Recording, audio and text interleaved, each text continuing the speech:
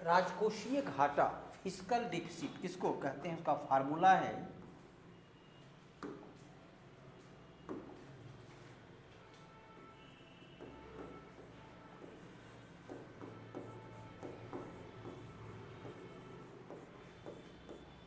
राजकोषीय घाटा बराबर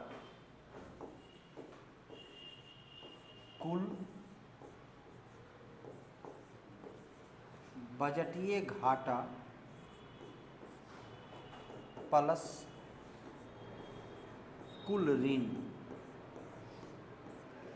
ये इसका फार्मूला होता है। राजकोष में घाटा हो रही है। राजकोष घाटा मतलब क्या है कि सरकार का जो व्यय है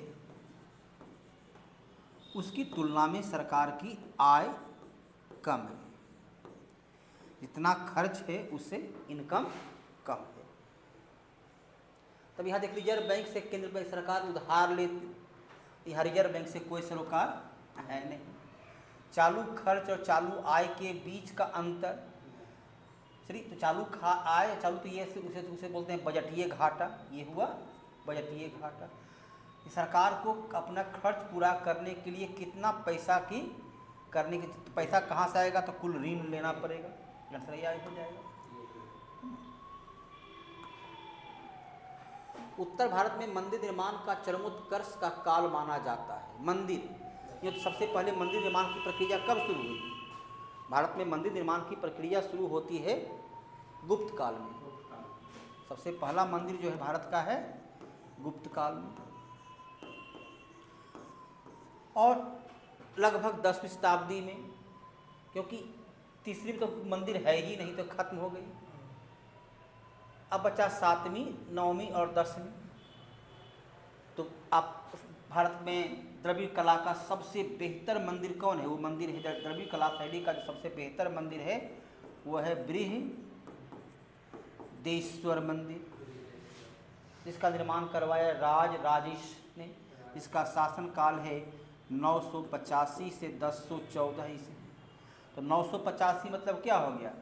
10वीं शताब्दी। कोणार्क का सूर्य मंदिर, जितने मंदिर हैं कुल 10वीं, 11वीं, 12वीं का बना हुआ मंदिर है। इसलिए दिए गए विकल्प में सबसे बेहतर उत्तर ये हो जाएगा। ये सब का कोई फिक्स उत्तर नहीं है, अलग अलग विकल्प पर निर्भर करता है। जैसा विकल्प होता है उसी के आधार पर। न्याय विभाग को मीर बख्शी, ये क्या था? ये सेनापति था, ये सेना विभाग का था।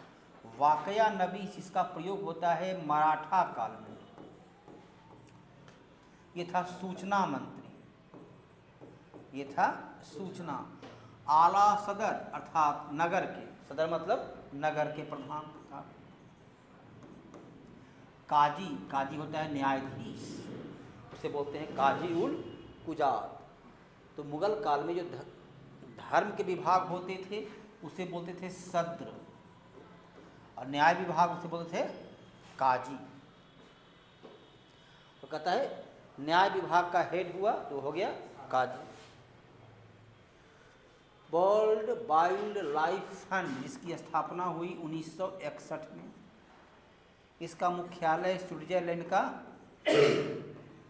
गेलेन। ज्वाइंट पांडा, जो कि विलुप्त हो रहा है, अब लगभग इसको सब लोग खत्म कर रहे हैं। हाँ, न्यूजीलैंड में होता है ये पांडा जो है, इस एक प्रकार का, भारत में जो आपका खरगोश है ना, कुछ उसी प्रकार का होता है। बाघ देखिए प्रचुर मात्रा में भारत में उपलब्ध है, हाथी से। तो ज्वाइंट पांडा जो विलुप्त हो रहा है, तो क्योंकि ये वर्ल्ड वाइल्ड लाइफ वैसे प्रजाति के संरक्षण का काम करता है, वैसे जीव, वैसे जंतु जो विलुप्त हो रहे हैं, जिसको लोग शिकार कर रहे हैं, जिसको लोग खत्म कर दिए हैं, तो यहाँ ज्वाइंट पांडा। प्राचीन काल में चक्रवर्ती सम्राट, जिसका संपूर्ण भारत, जिसे बोलते हैं भारतीय उपमहाद्वीप, भारतीय उपमहाद्वीप पर जो विजय प्राप्त करे, अर्थात जिसका जो प्राकृतिक सीमा है, उत्तर में हिमालय, दक्षिण में हिंद महासागर, पूरब में अरकान, योमा की पहाड़ी और पश्चिम में हिंदू कुश पर्वत। अर्थात दुनिया का एकमात्र देश भारत है जिसकी सुस्पष्ट प्राकृतिक सीमा है, और सभी देश की सीमा कृत्रिम है, मानव के द्वारा निर्मित किया गया है। लेकिन भारत की सीमा पूरी तरह प्राकृतिक है, प्रकृति के द्वारा तैयार किया गया, जिसका इन सभी पर वर्तमान भारत, पाकिस्तान, बांग्लादेश, नेपाल, भूटान, इन सभी पर अधिकार हो, उसे कहते थे चक्रवर्ती सम्राट। जो कभी पराजित नहीं हुआ ऐसा नहीं है, जो कम से कम 2 अश्वमेध यज्ञ किया वैसे कुछ नहीं है, जिसके राज का प्रसार हिमालय से लेकर कन्याकुमारी तक हो, पूर्व में ब्रह्मपुत्र घाटी से लेकर सिंधु पार तक हो, तो उसे कहते हैं चक्रवर्ती सम्राट। उपमहाद्वीप पूर्व संपूर्ण भारत पर जिसका विजय हो। कौन सी एक सकल घरेलू उत्पाद की गणना विश्व स्तर पर जीडीपी की गणना करने का 3 माध्यम ही है। उत्पादन विधि, इसे बोलते हैं जीडीपी विधि। व्यय विधि, इसे बोलते हैं C+I कंजम्पशन प्लस इन्वेस्टमेंट विधि। आय विधि से बोलते हैं PCI पर कैपिटा। लेकिन ह्रासमान लागत विधि नाम से कोई विधि नहीं होती। पूरी दुनिया में, पूरे विश्व में किसी देश की राष्ट्रीय आय की गणना के लिए केवल इसी 3 माध्यम को प्रयोग में लाया जाता है। बेरूबारी संघ मामले में कहा गया है, बेरूबारी संघ का विवाद क्या है, 1960 में विवाद हुआ। इसमें कहा कि प्रस्तावना संविधान का अंग नहीं है। उद्देशिका, प्रस्तावना को उद्देशिका कहते हैं, संविधान का अंग नहीं है, लेकिन संविधान की व्याख्या प्रस्तावना के आधार पर ही किया जाएगा। बाद में फिर केशवानंद भारती विवाद आया 1973 में। इसमें केशवानंद भारती विवाद में क्या कहा गया, इसमें कहा गया कि प्रस्तावना संविधान का अंग है। बेरूबारी में सुप्रीम कोर्ट ने कहा संविधान का अंग नहीं है, और केशवानंद में कहा संविधान का अंग है। गांधीवादी तत्व से, अब देखो, राज का नीति निर्देशक तत्व, राज का नीति निर्देशक तत्व, जिसका उल्लेख संविधान का अनुच्छेद 36 से लेकर 51 तक में। इसमें कुछ तत्व गांधीवादी हैं तो कुछ समाजवादी हैं। तो गांधीवादी तत्व अर्थात गांधी चाहते थे कि समाज के सभी वर्गों का विकास हो, सभी लोगों का उत्थान हो। तो अनुच्छेद 46 क्या कहता है कि समाज का पिछड़ा वर्ग, चाहे कारण जो रहा हो, वह शैक्षणिक रूप से पिछड़ा हो, आर्थिक रूप से पिछड़ा हो, सामाजिक रूप से पिछड़ा, वैसे वर्ग के उत्थान के लिए, वैसे वर्ग के डेवलपमेंट के लिए, वैसे वर्ग के विकास के लिए काम करे। समाज का जो सबसे निम्न तबका है, जो सबसे नीचे पायदान पर रहते हैं, उसके लिए विकास हो। अनुच्छेद 41 क्या कहता है, कहता है कि गरीबी, बेरोजगारी,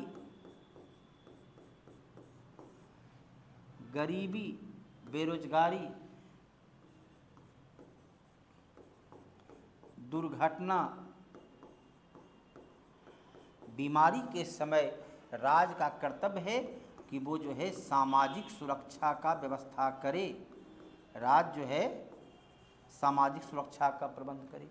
अनुच्छेद 44 कहता है कि सभी नागरिकों के लिए समान नागरिक संहिता, हर एक नागरिक के लिए एक समान विधि होनी चाहिए। और 45 कहता है कि राज्य 0 से 6 वर्ष तक के बच्चे को निःशुल्क शिक्षा देने का प्रबंध करे। पॉक्सो एक्ट, बच्चे का यदि उत्पीड़न हुआ है, शोषण हुआ है, पोर्नोग्राफी अर्थात नग्न तस्वीर वगैरह बनाया गया है। तो बच्चे को शोषण से बचाने के लिए, बच्चे समाज के सबसे कमज़ोर वर्ग होते हैं, उसे सुरक्षा देने के लिए, उसे संरक्षण के देने के लिए पॉक्सो एक्ट 2012 ईस्वी में पास किया गया। किस द्वीप समूह को सीप द्वीप के नाम से, सीप द्वीप, फरो द्वीप को यहाँ प्रचुर मात्रा में सीप पाया जाता है और सीप से ही मोती निकलता है। अंडमान निकोबार द्वीप समूह का भी एक भाग है, यानी कई देशों में इस प्रकार का होता है। तो जहाँ सीप है, सीप से ही प्राप्त होता है मोती। कहते हैं लोग मोती के माला वगैरह पहनते हैं, तो प्राकृतिक रूप से होता है, तो सीप से मोती प्राप्त होता है। जनहित याचिका, इसकी शुरुआत अमेरिका से हुई थी। जनहित याचिका की शुरुआत हुई अमेरिका से। भारत में 1980 के दशक में, भारत में 1980 के दशक में जब सर्वोच्च न्यायालय का न्यायाधीश कौन थे? पी.एन. भागवती। सर्वोच्च न्यायालय का न्यायाधीश थे पी.एन. भागवती। तब इन्होंने अमेरिका के संविधान से प्रभावित होकर भारत में भी आम नागरिकों को जनहित याचिका, लोकहित याचिका दायर करने का अधिकार दिया। यदि आपके मौलिक अधिकार का हनन होता है, मौलिक अधिकार का प्रयोग करने से रोकते हैं। अब वायुमंडल स्वच्छ नहीं है, प्रदूषित वायु है, तो प्रदूषित वायु को श्वास के रूप में हम लेंगे तो हमारा स्वास्थ्य पर प्रतिकूल प्रभाव पड़ेगा, श्वसन समस्या संबंधी बीमारी होगी।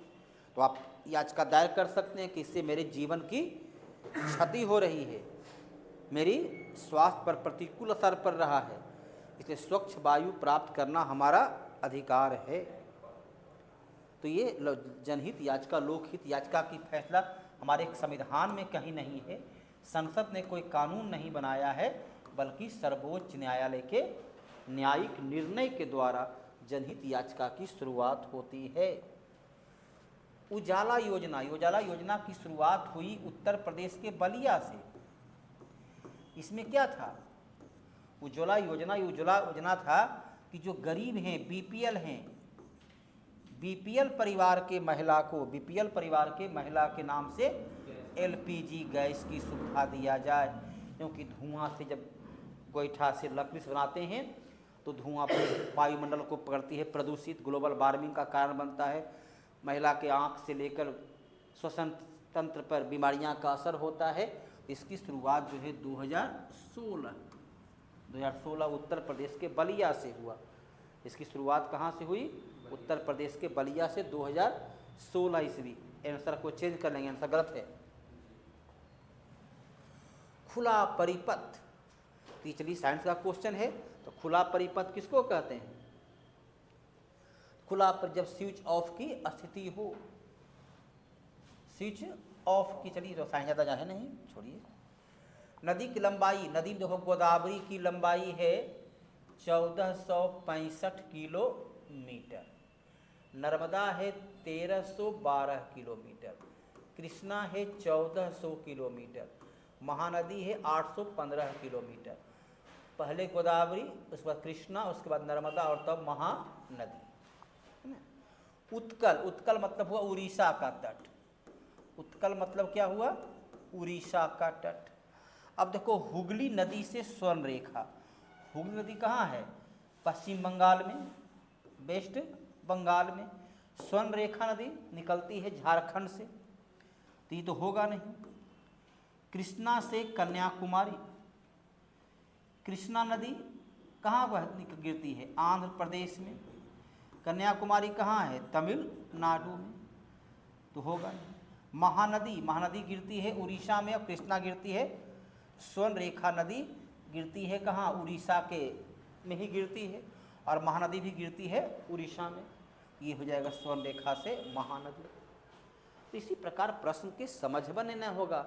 नदी आपको बतलाया गया है, तो जहाँ नदी गिरेगी उसी क्षेत्र से जुड़ेगा। चलिए, पूरा हो गया ना? बदलिए।